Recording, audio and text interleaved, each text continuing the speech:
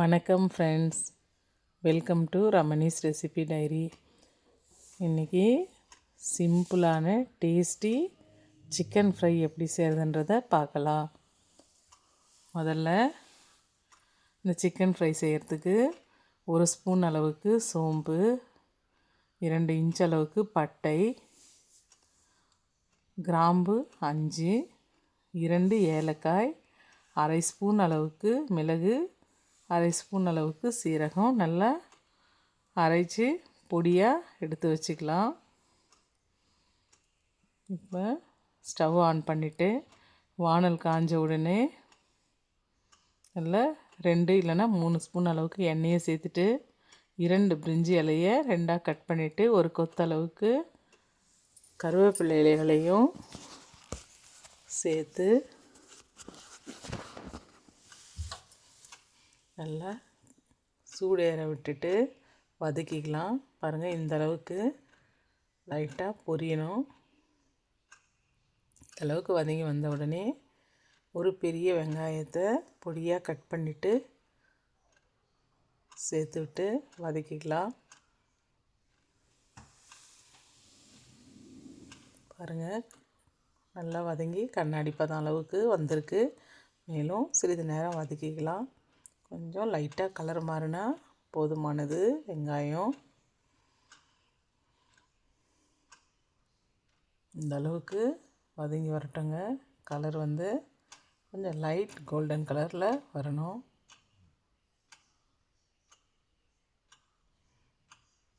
இந்த அளவுக்கு வதங்கி வந்த உடனே ஒரு முழு பூண்டை தோல் நீக்கி நல்லா இடித்து எடுத்துருக்கேன். அதை கூட சேர்த்து விட்டுக்கலாம். கூடவே 2 இன்ச் அளவுக்கு பூண்டையும் தோல் நீக்கி இடித்து எடுத்துருக்கேன். இந்த ஃப்ரை செய்கிறதுக்கு இடித்து சேர்த்தோம்னா ரொம்ப டேஸ்ட்டாக இருக்குங்க.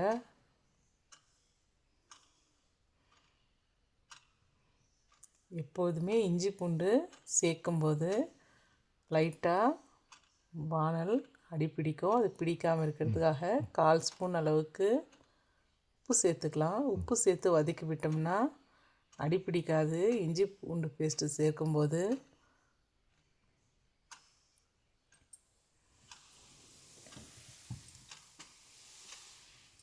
எல்லாம் வதங்கி வந்த உடனே ஒரு தக்காளி, சின்ன சைஸ் தக்காளி எடுத்துருக்கேன். இந்த டிஷ் செய்ய அதிகமாக தக்காளி தேவையில்லை, ஒரு தக்காளி போதுமானது. இதையும் கூட சேர்த்து வதக்கி விட்டுக்கலாம்.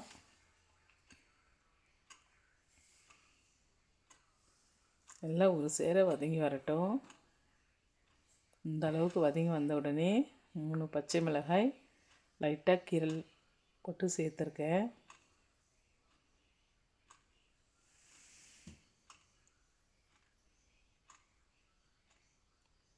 வதங்கி வந்த உடனே நம்ம 1 கிலோ அளவு சிக்கனை நல்லா 2 இல்லைன்னா 3 முறை நல்லா உப்பு மஞ்சள் பொடி சேர்த்து வாஷ் பண்ணி எடுத்துருக்கேன்.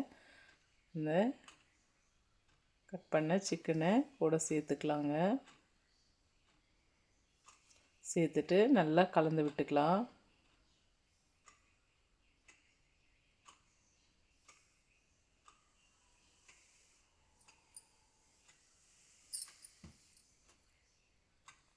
நல்லா கலந்து விட்டுட்டு தேவையான அளவுக்கு மஞ்சள் பொடி, காரப்பொடி, மல்லி பொடி சேர்த்துக்கலாங்க. காரப்பொடி நம்ம காரத்துக்கு தகுந்த அளவு சேர்த்துக்கலாம். ஏற்கனவே மசாலா பொடியில் மிளகு சேர்த்துருக்கிறதுனால நம்ம அளவாக சேர்த்துக்கலாம். மல்லிப்பொடி 3/4 ஸ்பூன் அளவுக்கும் மஞ்சள் பொடி சேர்த்து இதற்கு தேவையான அளவு உப்பையும் சேர்த்து நல்லா கலந்து விட்டுக்கலாம்.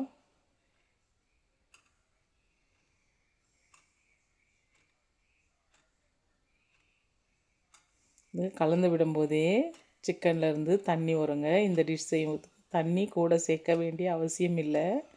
இதிலிருந்து வரும் தண்ணியே போதுமானது. பாருங்கள், இது கிரேவி கலந்து வரும்போதே கொஞ்சம் வாட்டரியாக இருக்கும். நல்லா கலந்து விட்டுக்கலாம்.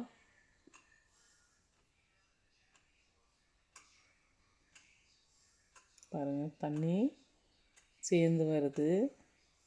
நல்லா கலந்து விட்ட பிறகு ஒரு பிடி அளவுக்கு தனியா இலைகளையும் ஒரு பிடி அளவுக்கு புதினா இலைகளையும் பொடியாக கட் பண்ணி சேர்த்துக்கலாம். சேர்த்துட்டு மீண்டும் நல்லா கலக்கி விட்டுக்கலாம். கலந்து விட்டுட்டு ஒரு 20 நிமிஷம் போல் மூடி வைக்கலாங்க. மூடி வச்சு குக் பண்ணலாம். பாருங்கள் நல்லா வெந்திருக்கோம். 3/4 பாகம் சிக்கன் வெந்தாச்சு. மேலும் இந்த கிரேவி கொஞ்சம் தண்ணியாக இருக்குது. கொஞ்சம் தண்ணி சுண்டும் வரைக்கும் குக் பண்ணலாம். நல்லா சூடாக இருக்குங்க சிக்கன்னு, எடுக்கவே முடியல. 3/4 பாகத்துக்கு மேலேயே வெந்து வந்தாச்சு.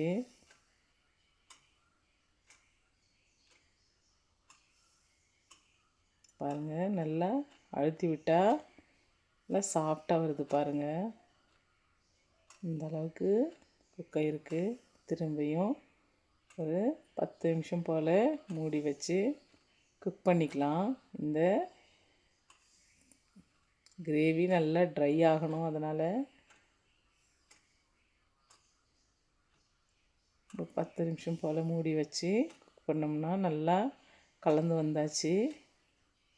இந்த அளவுக்கு வந்த உடனே நம்ம இடித்து வச்ச மசாலா இருக்கு இல்லைங்களா, சோம்பு, பட்டை, லவங்கம், மிளகு, சீரகம், ஏலக்காய் எல்லாத்தையும் சேர்த்து கலந்து விடலாம். கலந்து விடும்போதே வாசனை தூக்கலாக இருக்குங்க. நல்லா கலந்து விட்டுக்கலாம். ரொம்ப டேஸ்டியான ரெசிபியும் சிம்பிளான ரெசிபியும் கூட. நீங்கள் ட்ரை பண்ணி பாருங்கள்.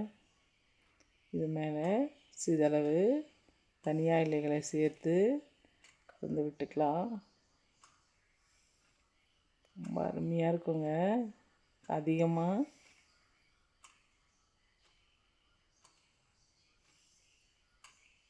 டைமும் எடுக்காது. சீக்கிரமாக குக் பண்ணி எடுத்துடலாம்.